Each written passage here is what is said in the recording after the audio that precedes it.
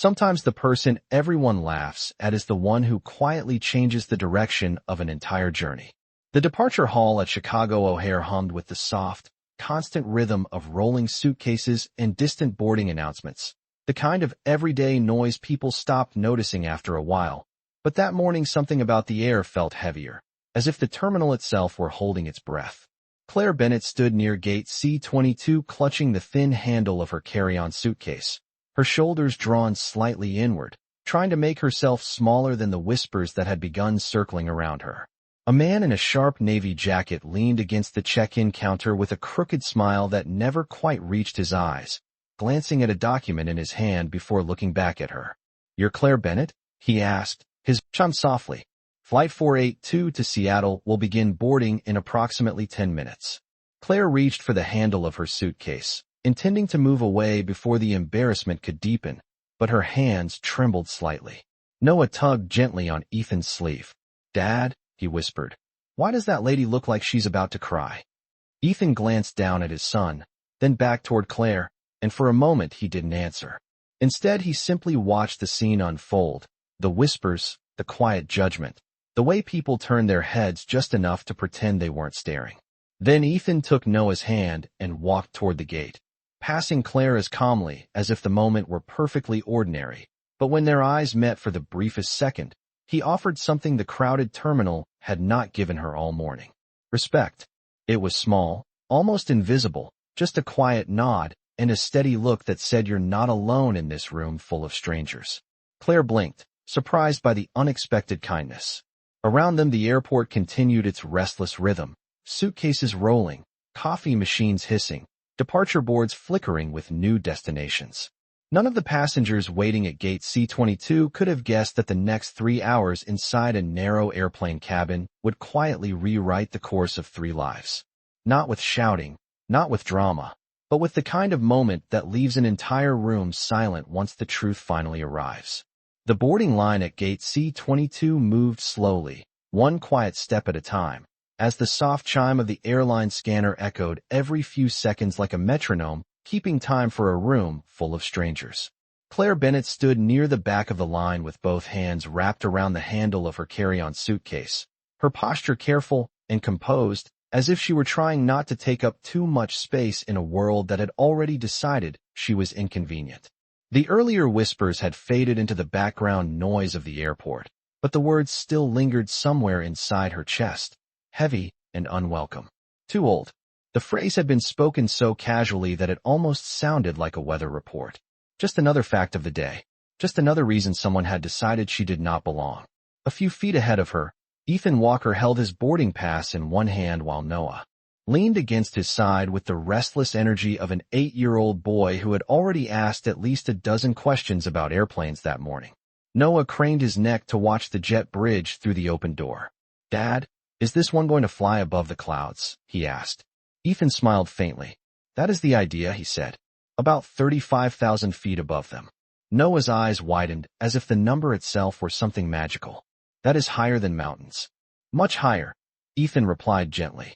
When the line shifted forward, Claire stepped ahead and handed her boarding pass to the attendant. The young woman scanned it and glanced briefly at Claire's face before offering a polite but distant smile. "Seat 22B. Enjoy your flight." Claire nodded softly and stepped through the jet bridge, the narrow corridor humming faintly with the vibration of the aircraft ahead. The air smelled faintly of metal, coffee, and recycled air. It was the smell of movement, of people leaving one life behind and heading toward another. Inside the plane, the cabin lights glowed warm and quiet as passengers settled into their seats, lifting luggage into overhead compartments and exchanging the small, polite smiles strangers often share when they know they will spend the next few hours only a few inches apart. Claire reached row 22 and paused when she saw that the aisle seat was already occupied by a boy swinging his legs slightly above the floor. Noah looked up immediately. "Hi," he said with open curiosity. Claire hesitated for half a second before returning the smile. "Hello." Ethan stood from the window seat beside Noah and stepped aside to give her room. "You must have the middle seat," he said calmly. Claire nodded and slid into place, carefully buckling the seat belt across her lap. For a moment, the three of them sat in silence, while the soft hum of the cabin grew louder as more passengers boarded. Noah studied her with the disarming honesty that only children possess. "Are you flying somewhere fun?" he asked. Claire let out a small breath that almost sounded like a laugh. "I am not sure yet," she admitted. Ethan glanced at her briefly, noticing the way her hands folded tightly together as if she were holding herself steady. "Sometimes that is how the best trips start," he said quietly. Claire turned toward him, surprised by the calm certainty in his voice. It was not curiosity. It was not judgment. It was simply kindness offered without asking for an explanation. Noah leaned forward again. "Dad says every trip is an adventure," he said proudly, "even when you do not know the ending." Claire looked at the boy, then at the quiet man beside him, and for the first time that morning something inside her chest loosened just a little. Outside the oval window, the runway lights shimmered under the pale morning sun, and somewhere beyond the cabin walls the massive aircraft prepared to lift three strangers into the sky, unaware that the next few hours would begin to change everything. The cabin doors closed with a soft mechanical thud, and a quiet ripple of anticipation moved through the narrow aisle as the aircraft slowly pushed back from the gate. The overhead lights dimmed slightly, casting a warm golden glow across rows of passengers settling into their seats, fastening belts, adjusting jackets, and lifting phones to send one last message before the signal disappeared somewhere above the clouds. Claire Bennett sat very still in seat 22B, her hands folded carefully in her lap, as if she were trying to anchor herself in place. The faint vibration of the engines hummed through the floor beneath her shoes, steady and low like a distant heartbeat. Outside the oval window beside Ethan Walker, the runway lights stretched across the morning like thin strands of silver. Noah pressed his face gently toward the glass, his breath fogging the surface as he watched airport vehicles move slowly across the tarmac. "Dad?" he whispered with excitement. "Look at that little truck pulling the plane." Ethan followed his son's gaze and nodded calmly. "That is the pushback tug," he explained. "It helps guide the plane away from the gate before the pilots start taxiing." Noah leaned back in his seat, absorbing the information like a small scientist gathering new discoveries. Meanwhile, Claire tried to focus on the routine sounds of travel around her. The quiet click of seatbelts, the rustle of jackets, the soft voice of a flight attendant giving safety instructions near the front of the cabin. Ordinary sounds, safe sounds. But just when the moment began to feel almost peaceful, a voice from a few rows behind them cut through the calm like a sharp breeze slipping through a closed door. "Claire Bennett," the man called casually. Claire froze. Her shoulders tightened almost instantly, and the color drained slightly from her face as she turned slowly in her seat. Walking down the aisle toward them was the same man from the gate, the one with the navy jacket and the amused smile that always seemed to carry a hint of judgment.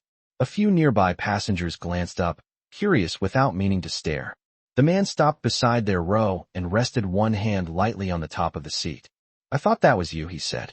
His voice carried the smooth confidence of someone used to speaking in rooms where no one challenged him. Claire forced herself to respond quietly. "Hello, Mr. Whitmore."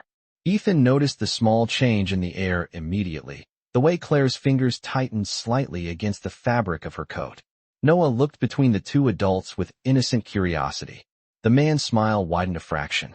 "My father asked me to personally confirm something," he continued, his voice low but still audible to the surrounding rows.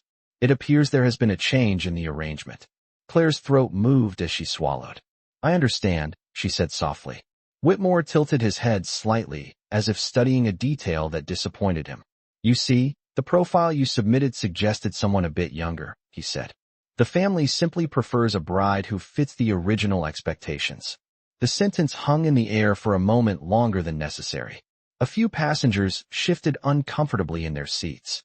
Noah looked at Ethan and whispered quietly, "What does he mean?" Ethan did not answer right away. Instead, he watched Claire, noticing the quiet dignity with which she absorbed the words without raising her voice or defending herself. She simply nodded once and turned her gaze forward again, choosing silence over argument. Whitmore gave a short, polite shrug.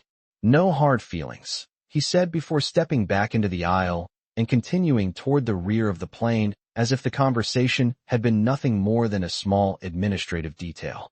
The engines outside began to grow louder as the plane slowly rolled toward the runway.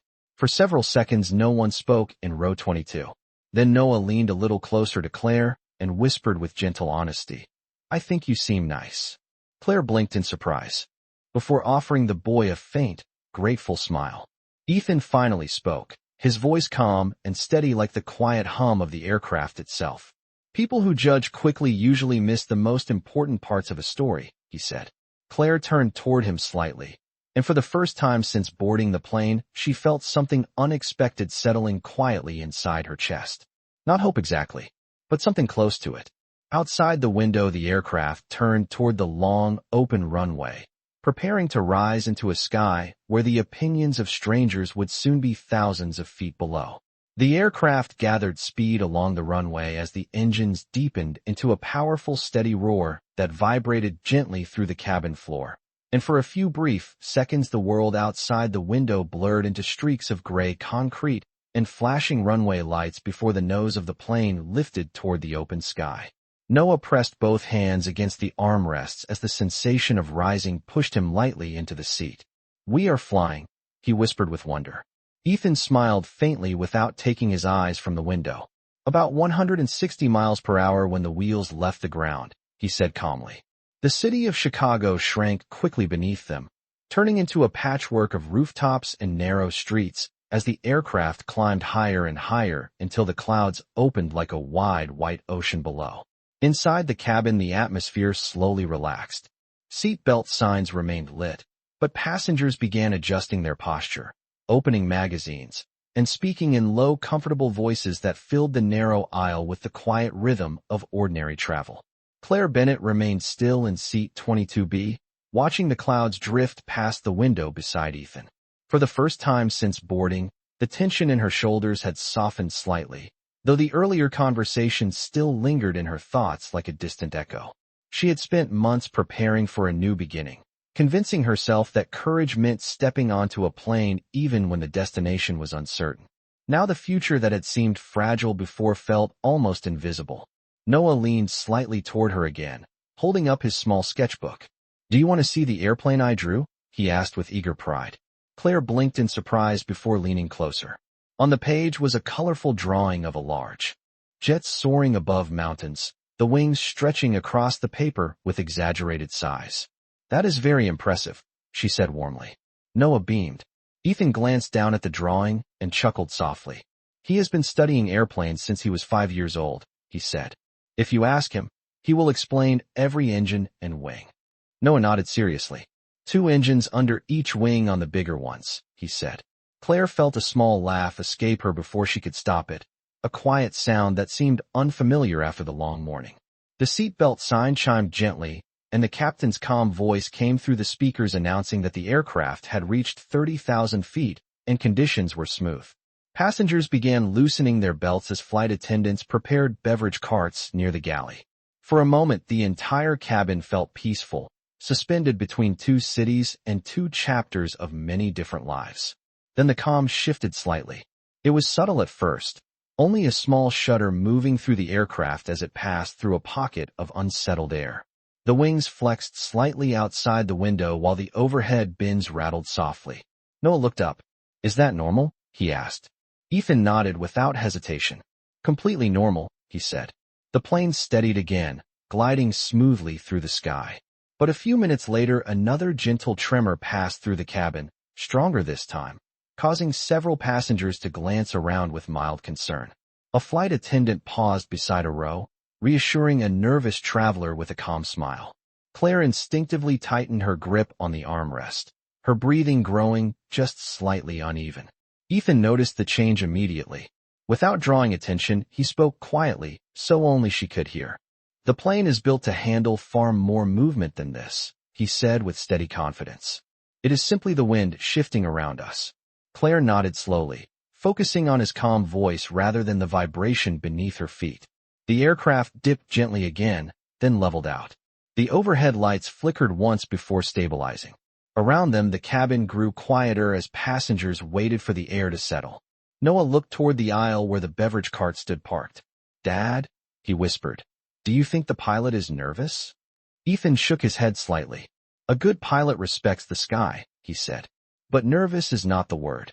Outside the window, the clouds thickened into a rolling white horizon stretching thousands of feet below them, and inside the cabin an unspoken stillness spread from row to row as the aircraft moved deeper into the uncertain air ahead.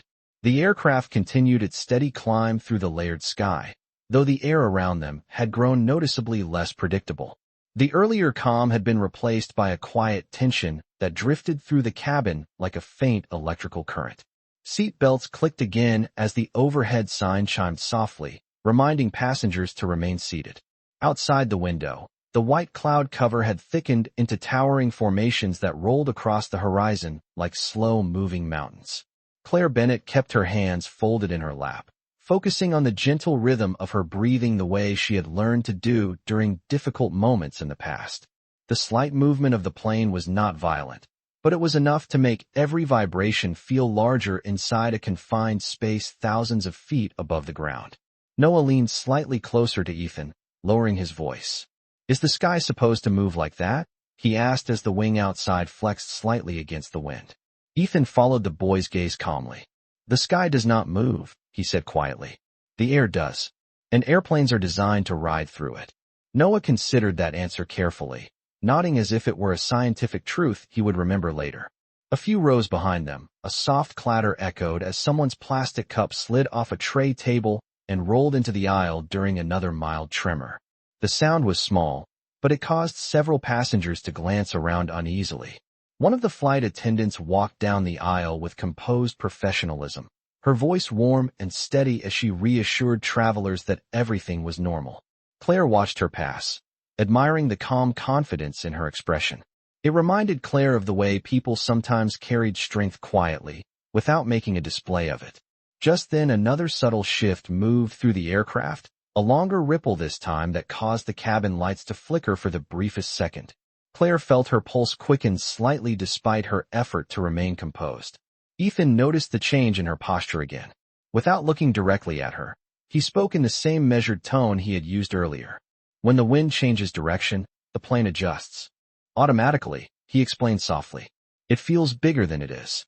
Claire exhaled slowly, letting his words settle. In the aisle, a flight attendant paused beside their row for a moment to check an overhead compartment that had rattled open slightly during the turbulence. As she lifted the latch to secure it again, a small folder slipped out from between two bags and landed gently on the empty seat beside Claire. Papers shifted loosely inside the clear sleeve. Claire reached for it immediately, embarrassed. "I am so sorry," she said, gathering the folder before it could slide onto the floor. The attendant smiled kindly. "It happens more often than you think." As Claire slid the documents back inside the sleeve, one page turned slightly outward.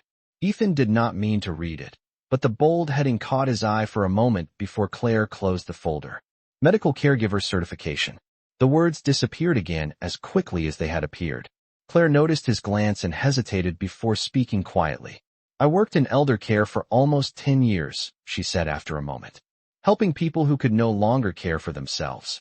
There was no self-pity in her voice, only quiet honesty. Noah looked at her with genuine interest. "Like helping grandparents?" he asked. Claire nodded gently. "Yes, something like that." Ethan rested his arm lightly against the window frame, studying the clouds drifting past outside. "That kind of work requires patience most people never learn," he said calmly. Claire looked at him with faint surprise. Many people had dismissed her job as something ordinary. Few had ever recognized the quiet strength it required. The plane trembled lightly once more before gradually smoothing out again as it climbed above the unstable air. The cabin slowly relaxed, conversations returning in low voices as passengers resumed their normal routines. But in row 22 something subtle had changed. What had begun as a simple seat assignment between strangers was quietly becoming something else. Respect was beginning to replace uncertainty. And somewhere deep inside the hum of the aircraft engines, the beginning of a new understanding had started to take shape. The aircraft had finally climbed above the thickest layer of clouds, and the movement that had unsettled the cabin earlier began to soften into long, gentle waves that rocked the plane almost like a boat floating across a quiet lake. The seat belt sign remained illuminated, but the tension that had passed through the rows of passengers was slowly fading. The engines hummed with a steady confidence now, a deep and constant sound that filled the background like a calm heartbeat traveling through metal and air. Outside the window beside Ethan Walker, sunlight spilled across an endless white horizon where the clouds stretched in every direction, glowing softly under the high afternoon sky. Noah leaned forward again, pressing his forehead lightly against the cool window glass. "It looks like snow," he whispered with wonder. Ethan nodded slightly. "Cloud tops can look like that from this altitude," he said. "Right now we are about 34,000 feet above the ground." Noah's eyes widened as if he had just discovered a secret hidden above the world. Beside them, Claire Bennett watched the bright clouds drifting past, her mind slowly settling after the tension of the earlier moments. The quiet conversation with Ethan and Noah had begun to soften something inside her that had been tightly guarded for a very long time. She had spent years learning to stay strong for other people, for patients who needed steady hands and calm voices when their own strength had faded. But she had rarely experienced someone offering that same quiet steadiness to her. The beverage cart rolled slowly down the aisle, the gentle rattle of cups and bottles announcing its arrival several rows before it reached them. A flight attendant paused beside their seats with a friendly smile. "Can I offer you something to drink?" she asked. Noah looked immediately at Ethan. "Apple juice?" he asked hopefully. Ethan chuckled softly. "Apple juice sounds reasonable." The attendant handed Noah a small plastic cup before turning to Claire. "And for you, ma'am?" Claire hesitated before answering. "Just water, please." The attendant nodded and placed the cup carefully on the tray table before continuing down the aisle. For a few minutes the cabin returned to its quiet routine. Passengers sipped drinks, turned pages in magazines, or closed their eyes to rest as the aircraft continued its long journey west. Then a voice drifted forward again from the back rows, smooth and unmistakably familiar. "Interesting coincidence," the man said. Claire's shoulders stiffened slightly as Chase Whitmore stepped into the aisle beside their row once more. He rested one hand lightly on the seat back with the same confident ease he had displayed earlier at the gate. His gaze moved briefly from Claire to Ethan and then to Noah. "Traveling with family now?" he said with a faint smile that carried a hint of quiet amusement. Claire kept her voice calm. "I am simply sitting in the seat assigned to me." Whitmore tilted his head slightly, as if considering her answer. "You must admit the situation is unusual," he said. "You were expecting a very different welcome on the other side of this flight." Several nearby passengers pretended not to listen, though their attention had clearly shifted toward the conversation. Ethan remained still beside the window, his expression unchanged. Noah looked between the adults, sensing the tension even if he did not fully understand it. Whitmore's smile widened a fraction. "My father prefers arrangements that reflect a certain standard," he continued smoothly. "You understand how these things work." Claire said nothing. For a moment, the only sound in their row was the low, steady hum of the aircraft engines. Then Ethan spoke quietly, his voice calm, but unmistakably firm. "Standards can say more about the person setting them than the person being judged." Whitmore glanced at him for the first time with genuine curiosity. "And you are?" he asked. Ethan met his gaze without raising his voice. "Just a passenger on the same flight." Whitmore studied him for a second longer before letting out a short, polite laugh. "Of course," he said, stepping back into the aisle again. "Enjoy the rest of your trip." He walked toward the rear of the cabin once more, leaving a strange silence behind him. Noah leaned closer to Ethan and whispered quietly, "Dad, why does that man talk like he already knows the ending of the story?" Ethan looked out at the endless clouds drifting beneath the wing before answering softly. "Some people believe they do," he said. Claire watched the sunlight reflecting across the white horizon, and for the first time since the plane had left Chicago, she allowed herself to wonder if perhaps the ending of her story had not yet been written at all. For several minutes after Chase Whitmore disappeared toward the rear of the aircraft, the quiet rhythm of the flight slowly returned to normal. The cabin lights glowed softly above the rows of passengers, and the steady hum of the engines filled the air like a constant background note that reminded everyone they were moving through the sky at nearly 500 miles per hour. Outside the window, the clouds stretched endlessly beneath the wing, bright and peaceful, as if the world below had been covered by a silent white ocean. Claire Bennett sat very still in seat 22B, her eyes resting on the horizon, but her thoughts far away from the drifting clouds. The words Whitmore had spoken earlier still echoed in her memory, not because they were new, but because they were familiar. For years, she had learned how easily people reduced a life to a number on a page, an age, a detail that made them decide whether someone was worth attention or simply convenient to dismiss. Beside her, Noah flipped another page in his sketchbook, drawing carefully while his feet swung slightly above the cabin floor. After a moment, he held the notebook up toward Claire again.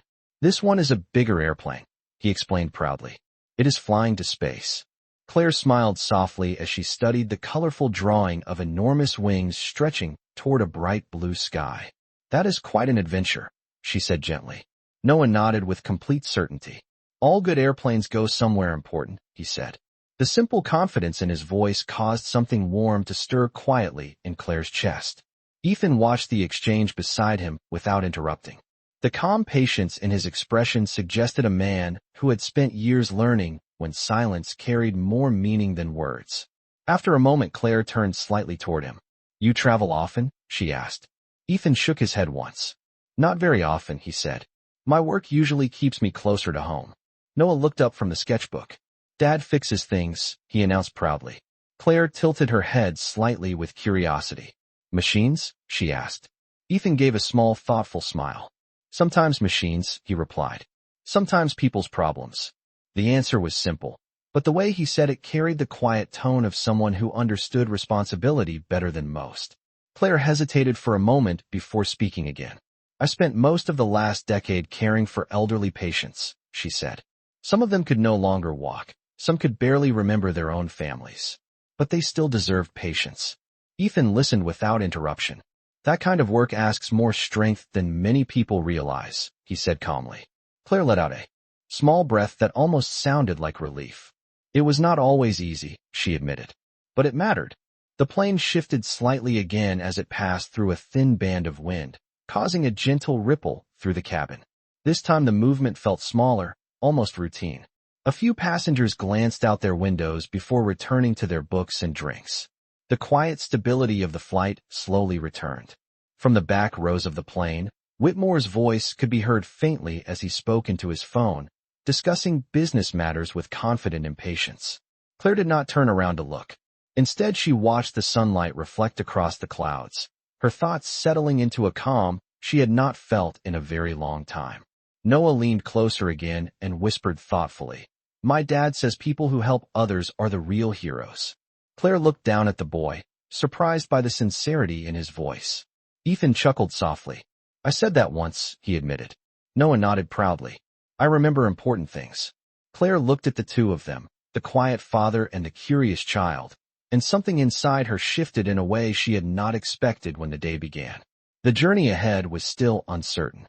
The arrangement that had brought her onto this plane had already begun to fall apart. But somewhere between 30,000 feet of open sky and the gentle kindness of strangers, the future no longer felt quite as empty as it had when she first stepped into the airport that morning. The quiet rhythm of the flight continued as the aircraft cruised steadily above the vast ocean of clouds, the sunlight outside the window growing warmer as the afternoon slowly advanced. The cabin had settled into that familiar mid-flight stillness where conversations lowered to gentle murmurs and passengers relaxed into the long journey ahead.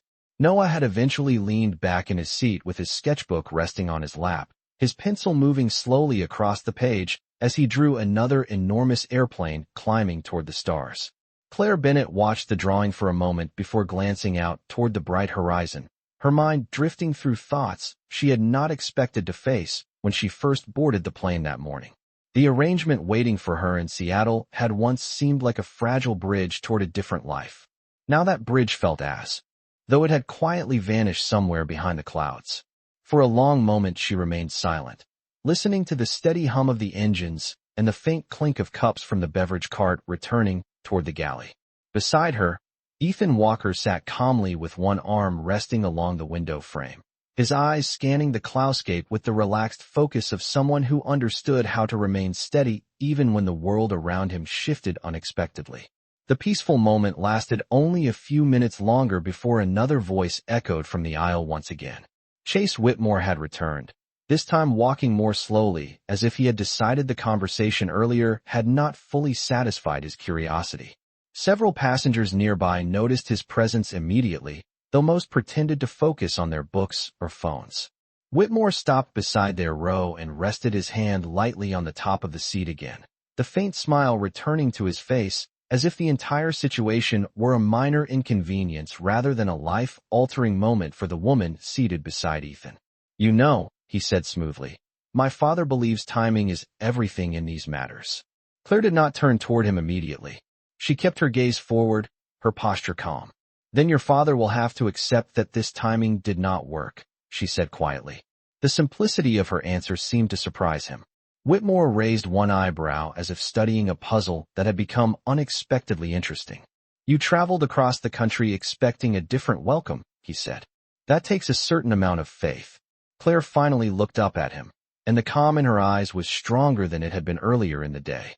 "Faith does not belong to other people's expectations," she replied. "It belongs to your own choices."